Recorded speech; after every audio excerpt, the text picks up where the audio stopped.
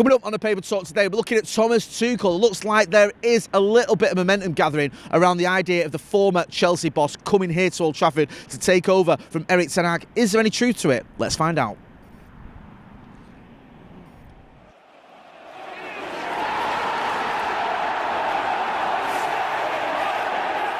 Jay here, Stretford, Paddock. This is the Paper Talk. As you can see, I'm outside Old Trafford and it's not too bad. You might want to take your coat. I've took a risk today. I haven't brought my parka. Anyway, loads of stories to get through, so we'll crack on. Make sure, before we get into it, though, you are hitting like, share, and subscribe. We want to get to 750,000 subscribers by the end of the season. And with your support, yes, you, we can get there. The big story doing the rounds this morning, and this is sort of following on from yesterday, is Thomas Tuchel links, Thomas Tuchel talks. Now, I think this first was sort of being reported in the Express yesterday. Now, Sky have picked up on it on their Paper Talk. They've been doing a Paper Talk where they're looking at various reports and they're saying, yep, they're looking at what the Express have said. The Evening News have also picked up on it too. And it seems it is gathering a little bit of momentum, the idea that Sir Jim Ratcliffe and Ineos and Omar Barada or whoever's in charge are looking at Thomas Tuchel and have actually begun sounding him out and talking with the former Chelsea boss to bring him to Old Trafford. Tuchel, of course, is manager at Bayern Munich. Bayern Munich not having a great season. Yes, the fruits of the Champions League semi-finals, but they did lose the Bundesliga, which is unheard of for them. And they lost it quite comfortably. I think they're 14 points behind Bayer Leverkusen. I think they've lost 6 games this season already. Still 4 left to play, which is more than they lost the entire season last season. Last season was a bit touch and go anyway. They only just won the league on the final day, I think. I think they finished, was it level on points with Dortmund and won it on goal difference? It's very close. This season, obviously, they haven't won the Bundesliga.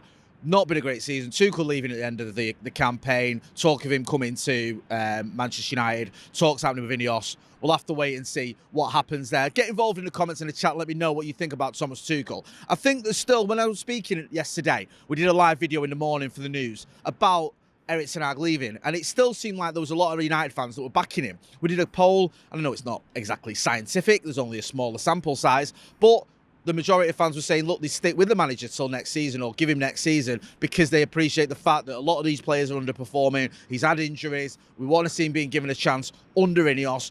They sort of sympathise with the predicament that Erik Ten Hag is in. Now, the flip side to that argument is, look, yes, he's had injuries. Yes, he's had a lot to deal with. Yes, players are underperforming, but he's also spent money. It's his second season. The football has been atrocious, and we are struggling to beat the likes of Coventry when we're 3-0 up. Now, personally, I've said this a million times. I would like to see Erik Ten Hag being given an opportunity next season to work under the new regime. However, that might not happen. And if these reports are anything to be believed, then it looks like Thomas Tuchel could be the leading candidate to take over from him. And it seems a lot of people who've been mentioning potential successors aren't against the idea of Thomas Tuchel. Look, he's not perfect, which manager is, but you look at the success he had at Chelsea, winning the Champions League with them. You can't underestimate that. How many times have United won the Champions League? It's not an easy feat to manage, and also beating City in the final. I think, to be honest with you, I was a Chelsea fan for that night. I'm not going to lie to you. He had success at Dortmund, won the German Cup there. Success at PSG, won a couple of league titles. Okay, I'm not going to get carried away. Winning the league title in France with PSG is hardly setting the world alight, but it's it's trophies, it's success. And then, of course, at Bayern Munich, he's won the Bundesliga. Didn't win the Bundesliga this season. Be interesting to see what happens in the Champions League. I think if Thomas Tuchel was to win the Champions League with Bayern Munich, I think a lot of people will be like, get him. If we can get him, get him.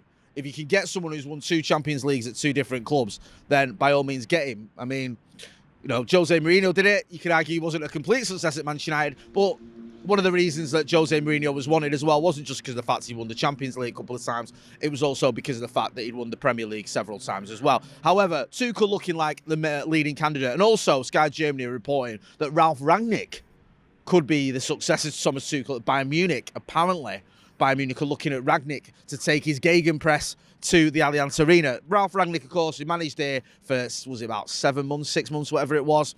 Told us we need open heart surgery, said the club was in disarray, said this team needed at least 10 new players. A lot of people understood where he was coming from. Some people questioned it.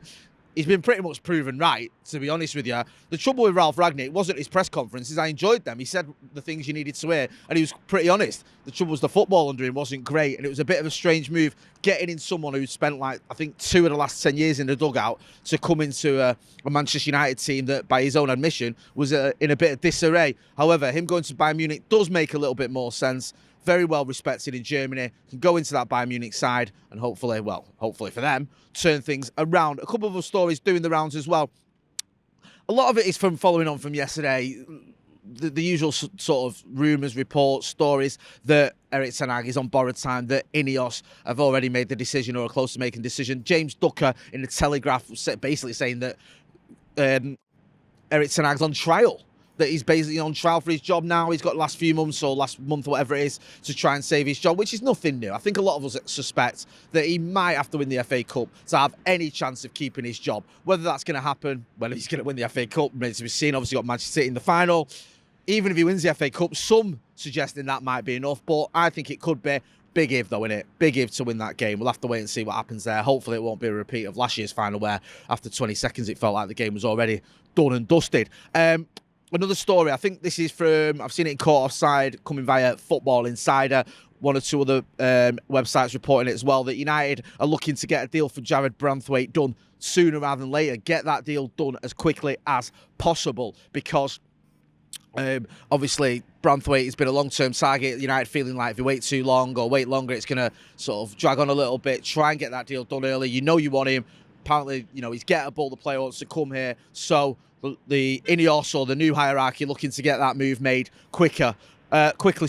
Also, there's a story doing the rounds last night. It's coming from various sort of Newcastle ITK accounts that the Dan Ashworth deal is close to getting finalised. Say Dan Ashworth deal like he's a player. Looks like United are keen to get that over the line, and now there could be a little bit of movement. We were hearing with various papers were reporting that Sir Jim Ratcliffe had got involved in those negotiations himself and spoken to Amanda Staveley, I think he's the Newcastle CEO or chief exec, same thing, innit? To get that deal done.